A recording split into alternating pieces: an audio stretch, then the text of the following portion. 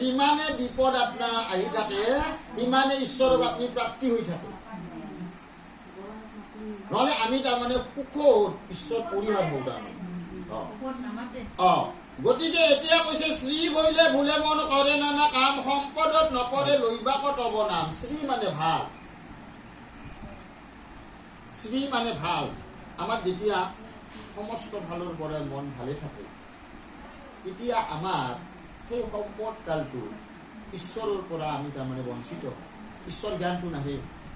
is to কুটুম্ব বা অইন অভিলাষৰ কাৰণে আমাৰ মনটো বেছিকে চলে মামা ভাত খাব মাতেনে মাতে বুজা নাই অমুকত পিকনিক খাব যাব লাগিছিল অমুকত কিবা চাব যাব লাগিছিল কিন্তু ভগৱানৰ হেৰিটো নাহে তাৰমানে ভক্তিভাৱটো নাহে গতিকে সেইকাৰণে তেওঁ সেই কথাখিনি কৈছিল যে মোৰ যদি ভাল হয় তেনেহ'লে মই তোক পাহাৰি যাম গতিকে যেতিয়া মোৰ বিপদ আহি থাকো মোৰ তোৰ মনত থাকো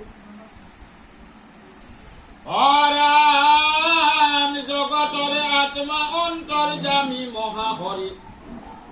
অনিজ ৰূপে আছা সাক্ষাৎ অৱতৰি কেহ বোলে বংশ বিস্তাৰী বা যাদৱত কেহ